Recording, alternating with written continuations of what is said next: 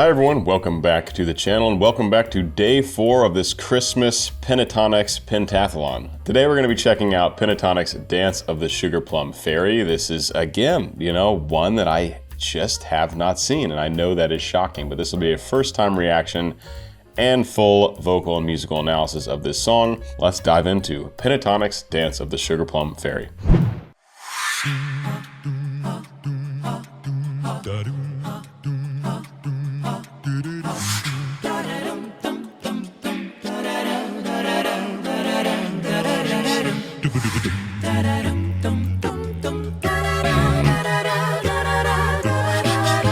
Oh, this is wicked good. Something I love that you usually don't hear in highly produced music is dynamics, like real dynamics. And they were doing all of these little crescendos, or crescendi, one would say, plural in Italian. That was really, really cool to hear those dynamics in there. This is such an iconic classical piece. It's really interesting to hear it done with just voice. Actually, my video editor, Mason, just did an excellent kind of remix of this song that you guys should absolutely go check out. He does these amazing like reworkings, reimaginings, all with a heavy shade of comedy around them. I'll leave a link to that here. You guys can go check it out. Shout out to Mason.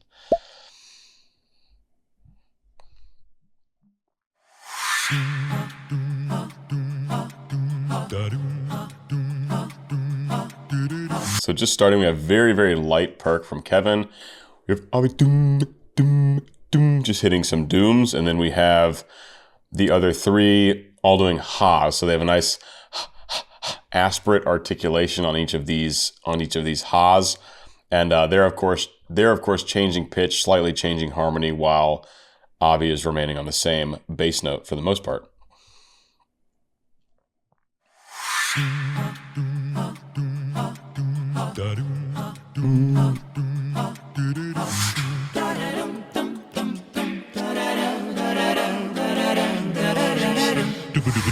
And watch out, listen to how Kevin, he lines up his vocal percussion with what they are doing vocally, not by pitch or anything like that, but by rhythm. So when they're doing like da-da-dum, he's like da-da-dum-dum. It's like he's lining it up really nicely also. They are in C sharp minor. C sharp minor, or it's the relative minor of E major.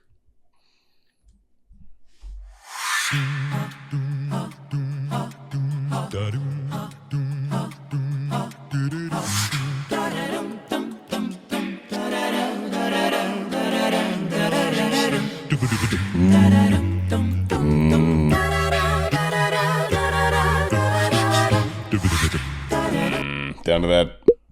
I was hoping we'd get that C sharp too. Duh, from Avi. Very, very nice.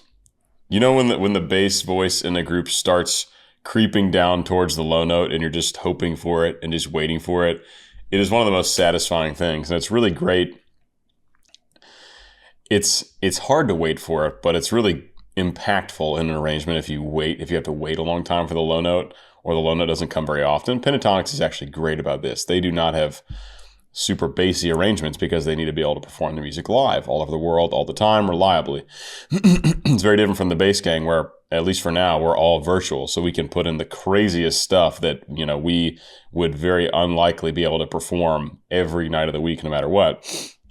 It's really a totally different ballgame. They do a great job of this in like Hallelujah, for example. Like the low B flat doesn't happen until the very last chord, and when Avi hits that low B flat, it just melts you. So, but yeah, he starts going, and you're just like, yes, give me the low C sharp.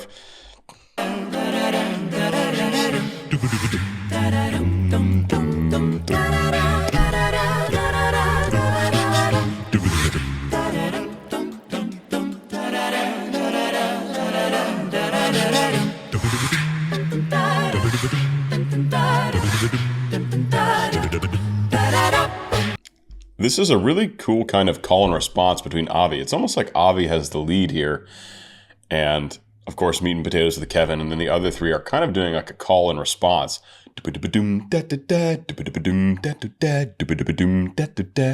Back and forth, back and forth. Very, very cool. And also I really like the video here as well. It's very simple, but very polished, very well done. So radically different. I was pointing this out. I did a video, was it yesterday or a couple days ago for Carol of the Bells, like one of their first big hits. And, the video is radically different. It's radically, like, this is a much more polished video product. And also the audio too has improved. They went through a huge evolution in those first few years when they started putting stuff out on YouTube and got super polished, super fast. But yeah, really cool to hear this is kind of a duet between Avi and the rest of them as an ensemble.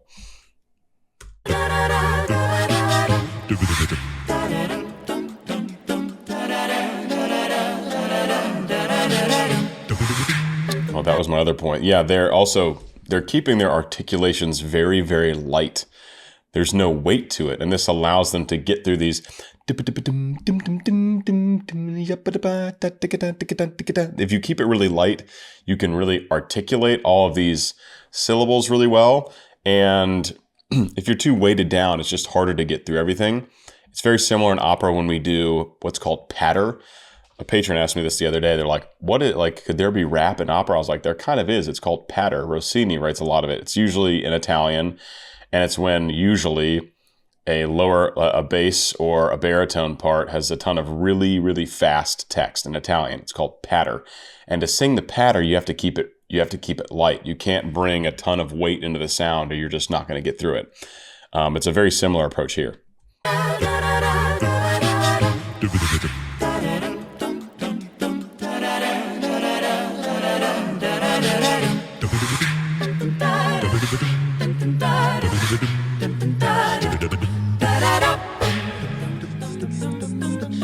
Oh my gosh.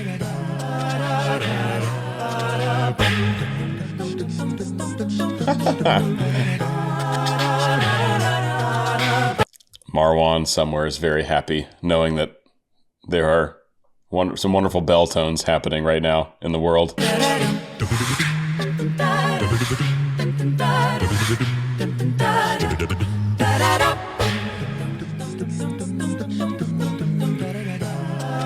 So they're going on the offbeats, and Avi's on the downbeats.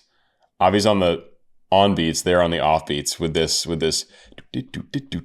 pattern here. And I've been very light, even lighter singing than before. And Avi is also sustaining, and they're going like that as well. Nice contrast between the two. Again, this little call and response duet happening. It's wonderful.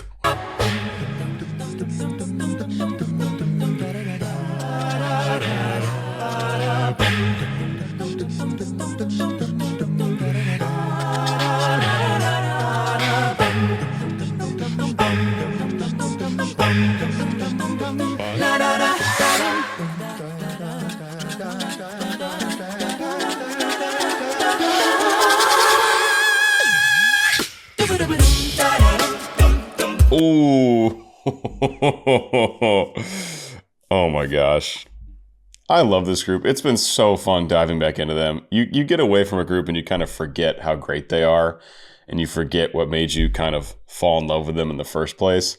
And I keep going into these songs and I'm like, oh man, I hope to do something creative. Because at this point I'm really used to voice play arrangements that are hyper creative. They take every song, turn it on its head. And I love that. I love when groups do that.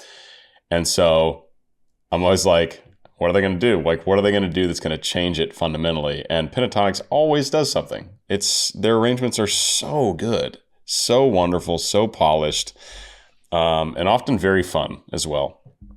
So I should never have any fear, and it's been really great to dive back into this group.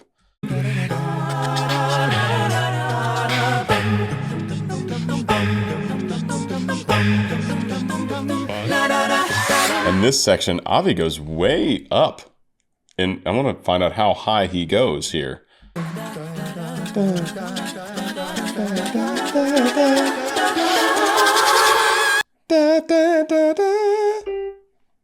I think he gets up to an A flat 4, obviously opting for a very light mechanism, pretty much just, like a breathy falsetto, getting up that high. And then Mitch comes in with this incredibly clean mixed belt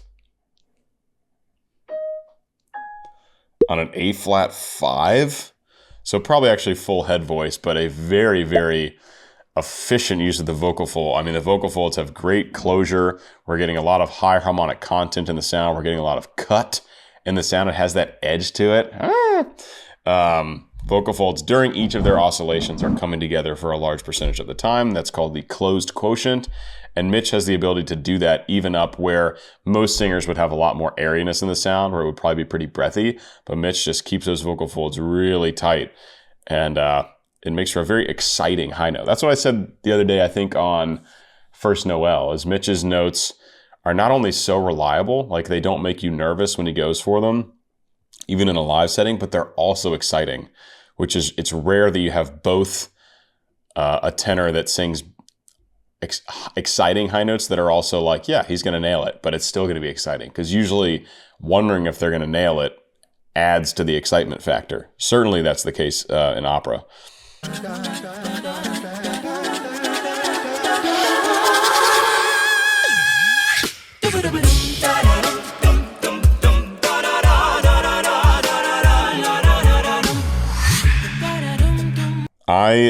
You can't give me enough breakdowns with a heavy kick and snare. Like, I just love every single one of them. Every time voice play drops like a trap beat in there, I absolutely love it. Actually, I did an interview with Lane Stein, and we talk about this, with how they put their trap beats into the song and what makes them want to do that and how they execute that. I'll leave a link to that interview right here. But yeah, heavy kick and snare. I just can't get enough. You throw that in an a cappella arrangement and I'm hooked.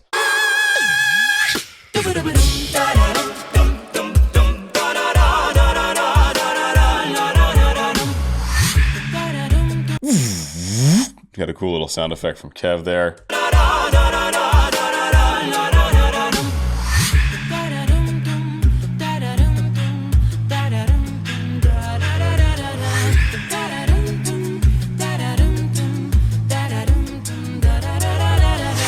I like that repeat there in that section. The first time, compared to the first time, the repeat, Kirsty comes in with an added harmony and Kevin adds a little bit more movement in the perk. I think otherwise it does stay the same.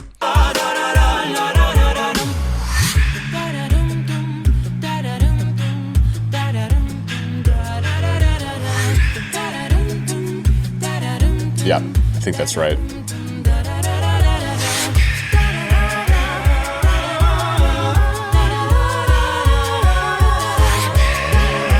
I love how just intense Avi's face is this whole time.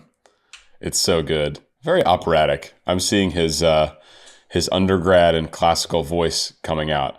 I am trying to get an interview with Avi. It is more complicated than many other people I've chatted with due to rules of engagement with his management he's currently with. So I'm working on that. Hopefully there will be movement by the time this releases, but hopefully in 2024 we can snag a full conversation with Avi. That would be really wonderful.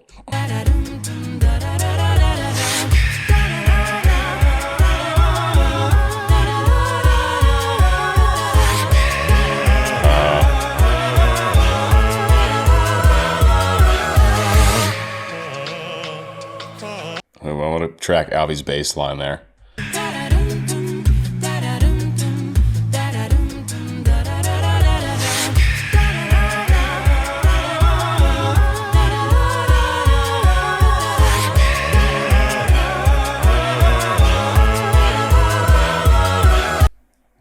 One more time.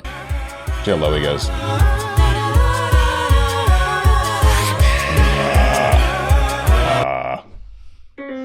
Wah, wah. I think it gets down to a B. Wow. Yeah, I think it gets down to a B natural there.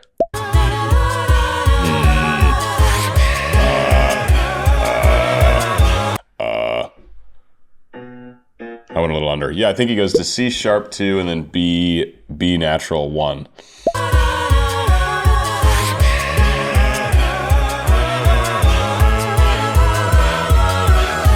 all the while, jumping around.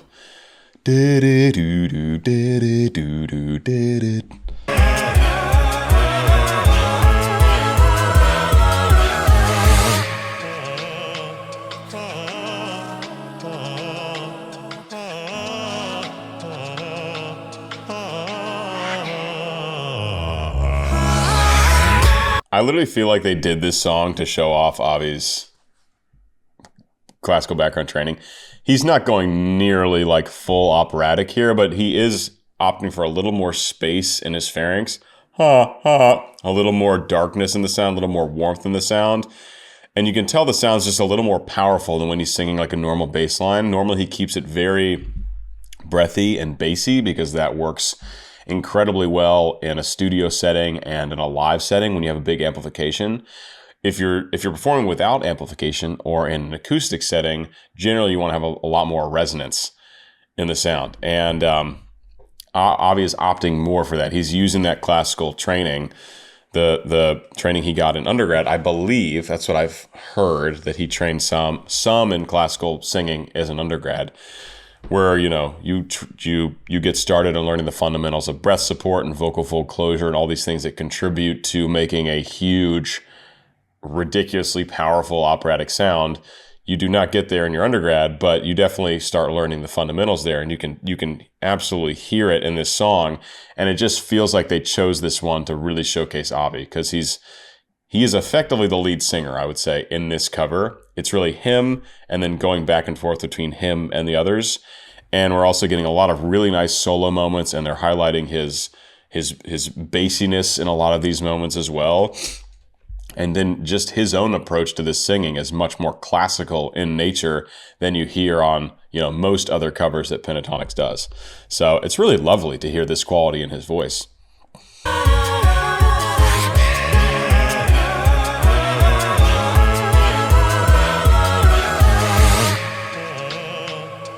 So the editing, now they sound like much more distant.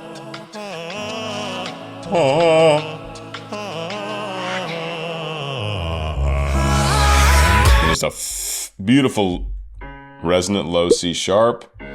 Whoop. Beautiful there. And I love how he just cascades down into it and then opens it up down there. That's really how you tell a true low bass voice, if their voice sounds like it almost opens towards the bottom like that, where it goes down. The voice actually functions in a lot of ways like a multi-tiered hourglass, with parts where you have to narrow the voice a little bit, parts where the voice opens up naturally. Generally, you'll call the narrow points the passaggi, or the transition points between registers, some more complicated and hard to deal with than others. But a true bass voice, if you hear a low bass just kind of sing relaxed from the middle of the range down to the bottom, there'll be a point much lower than other voice types where it really opens up. And you hear that as Avi's dipping down towards this C sharp 2.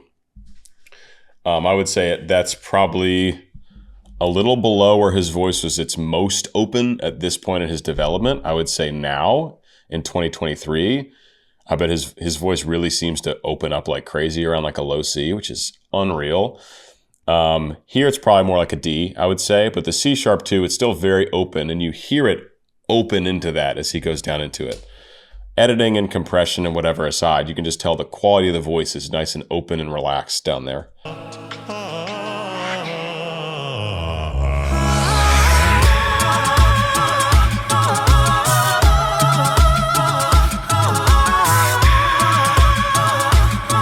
Oh my gosh. Wait, just editing vibes of the Halo theme cover that VoicePlay did, which is one of my favorite a cappella pieces ever made. I'll leave a link to that here. This video editing reminded me a lot of that.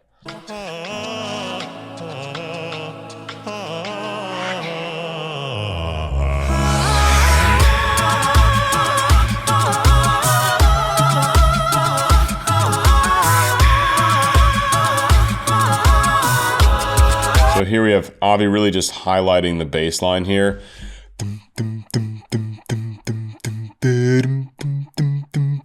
And the other parts have much more movement above him.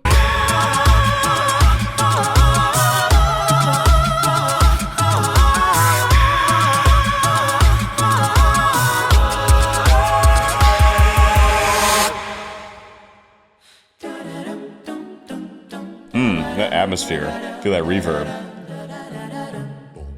Boom. With a nice relaxed C sharp there. Boom. Nice. Oh, yeah. See how different the atmosphere was in this last bit? It goes from all right here, like very studio, to like much more acoustic sounding. Like there's a lot more room around them. There's an atmosphere. There's a reverb. A cool effect to end it. And then I love the just boom, just the, like the soft, you know, nice relaxed C sharp of obviously he's not trying to put a bunch of power into it. It's just like signing off with a low C sharp.